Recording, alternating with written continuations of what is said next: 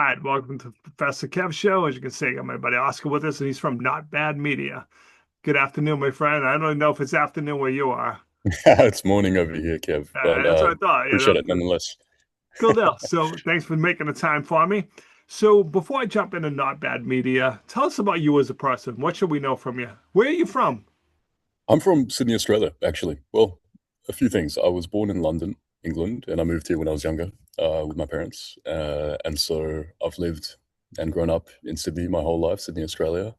And I really got into the entrepreneurial space through the lens of music. I was a guitarist from the ages of 10. Well, I still am a guitarist, but I wanted to be a professional musician ever since I was 10 years old. And Yeah. slowly but surely that dream sort of withered away and was replaced with a desire um, to be, I guess, an entrepreneur or basically work for myself on my own terms, have a level of freedom. And that's where I am right now. That's what I'm trying to build with Not Bad Media. It's essentially an agency, a marketing agency.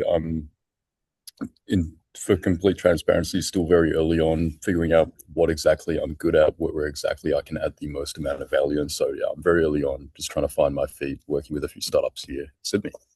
But I admire you for actually doing that, Oscar. A lot of people Thank you. don't. We assume that we're good at everything, and that's why it doesn't really work. So tell us, what need did you see? Why did you start this, my friend? I saw that, okay, well, there's two parts to this story. I got into, out of my first term of university, I got into a music tech startup. So the reason the musician frame and my background there is important is because it was actually a foray into the world of tech, the world of entrepreneurship, the world of startups here in Sydney. And I got into a company as essentially a marketer, guy that was telling stories on social media. And the need that I saw in answer to the question was essentially the the founders that I was working with, or the founder that I was working with, had so little time to essentially properly devote to the act of storytelling, the act of marketing. And that's what I saw reflected amongst a lot of the other founders in the community that I was working in.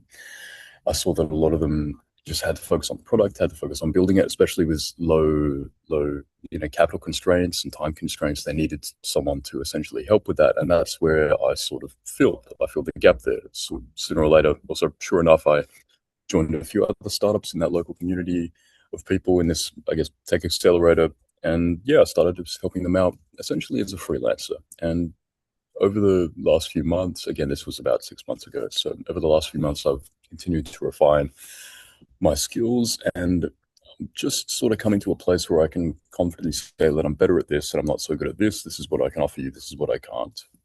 And so, yeah, still in the process of refining essentially. So what type of companies do you work with then, Oscar? Typically, so Not Bad works with software companies who are serving small market enterprises or like small businesses, mid market enterprises. And so I work with a company that serves veterinarians. They make software for vets. I also work with a company the music company that I mentioned earlier works with musicians, which I guess you could classify as small businesses to an extent. Yeah. Um, However, I also work with an e-commerce brand as well, working with a few of those people. And so, as I mentioned, I'm pretty spread at the moment, and I think the thing for me to work on will be to refine the market even more, and choose someone that I can really, or choose an avatar that I can devote myself to fully.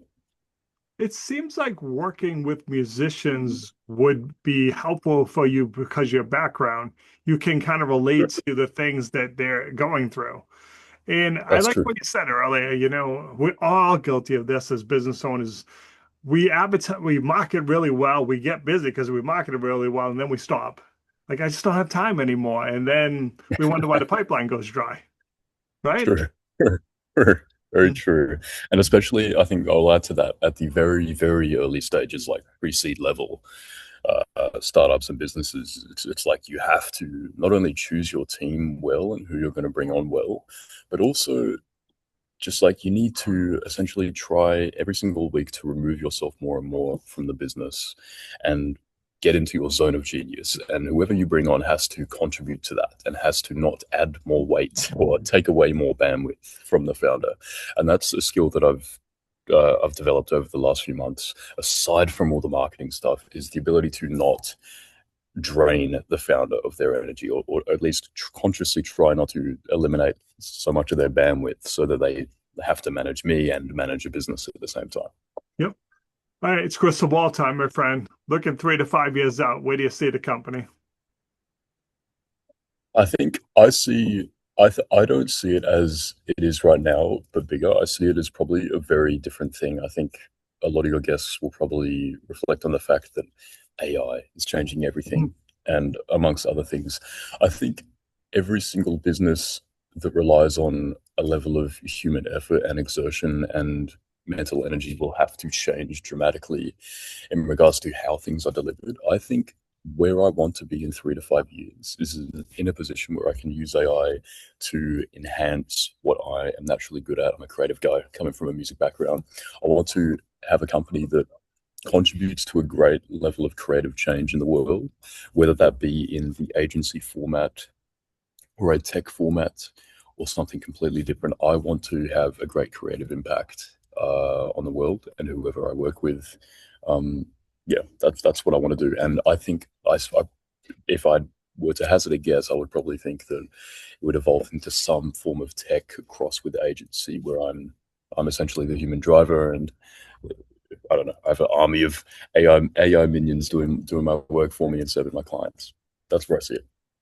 Oscar, how do people reach out to you? How can I learn more, my friend? LinkedIn. LinkedIn's the spot. And so Oscar Badman on LinkedIn. I know it's a pretty. I get people telling me it's quite a memorable last name. So hopefully it sticks. Oscar Badman, Badman. You can find me there. That is pretty funny. Hey, Oscar, I appreciate you taking a few minutes to call on the show. And as always, thanks for being my friend. Thank you, man.